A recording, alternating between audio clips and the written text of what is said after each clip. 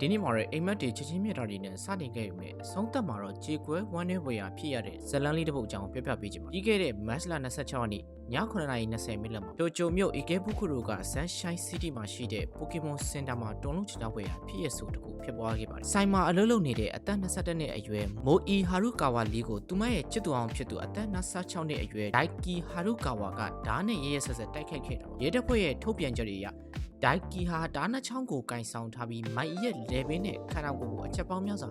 ထိုးကျိတ်ခဲ့ပါတယ်။အဲ့ဒီနောက်မှာတော့သူ့ကိုယ်သူလည်းအဆုံးစီရင်သွားခဲ့ပါတယ်။တမကောင်းစာနဲ့ပဲသူတို့နှစ်ဦးစလုံးဟာစီးရုံအရောက်မှာကွယ်လွန်သွားခဲ့ရပါတယ်။ဒီလိုရင်နာစရာဖြစ်ရလိမ့်မဖြစ်ခင်သူတို့နှစ်ဦးရဲ့နောက်ွယ်ကဇလန်လေးကိုပြန်ကြည့်အောင်။သူတို့နှစ်ဦးဟာ2023ခုနှစ်ဒီဇင်ဘာလတုန်းကအချို့ကြီးအမြန်စားစားတုပ်ဆိုင်တစ်ဆိုင်မှာအတူတူအလုပ်လုပ်ရင်းစတင်တည်ကြမ်းခဲ့ကြတော့တန်ရုံးစင်တွေတဖြည်းဖြည်းတိုးလာခဲ့ပြီး2024ခုနှစ်အောက်တိုဘာလမှာတော့ချစ်သူတွေဖြစ်တရားဝင်တွဲခဲ့ကြပါတယ်။မိုင်အီလေးဟာကလေးဘွားတွေကပိုကီမွန်တွေကိုအရန်ချစ်မြတ်နိုးခဲ့သူတွေပါ2025ခုနှစ်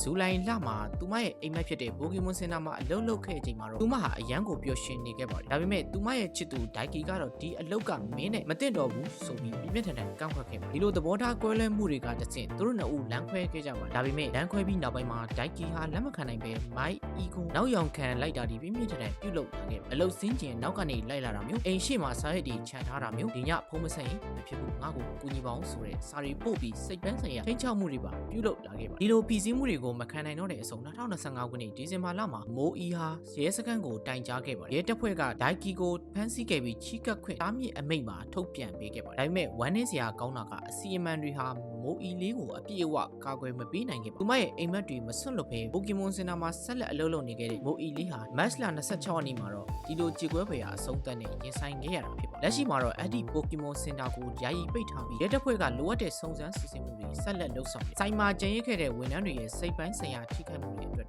အထူးဂရုစိုက်စောင့်ရှောက်ပေးနေတယ်လို့သိရပါတယ်ဒီဖြစ်ရဆိုးကြီးကဂျပန်နိုင်ငံရဲ့နောက်ရခံလိုက်မှုဒါစီဥပဒေတွေနဲ့အမျိုးသမီးတွေကိုကာကွယ်ပေးတဲ့စနစ်တွေကတကယ်ရောထိရောက်မှုရှိရလားဆိုတာကိုပြင်းပြထန်ထန်မေးခွန်းထုတ်စရာဖြစ်လာစေခဲ့ပါဆွဲလန်းမှုလွန်ကဲသွားတဲ့အချက်တစ်ခုကတစ်ဖက်သက်ဖြစ်သွားတဲ့အခါဘလောက်တောင်အန္တရာယ်ကြီးမားနိုင်လဲဆိုတော့ဒီဖြစ်ရကနေတဲ့ငန်းစာယူစရာတွေ့ရပါတယ်ပရိသတ်ကြီးရောဒီလိုဖြစ်ရတွေထပ်မဖြစ်ရအောင်ဥပဒေတွေဒီထက်ပိုပြီးတင်းတင်းကြပ်ကြပ်ချမှတ်သင့်တယ်လို့ထင်ပါသလားသင်ရဲ့အမြင်လေးတွေကို comment မှာမျှဝေပေးတော့ပါဦးနော်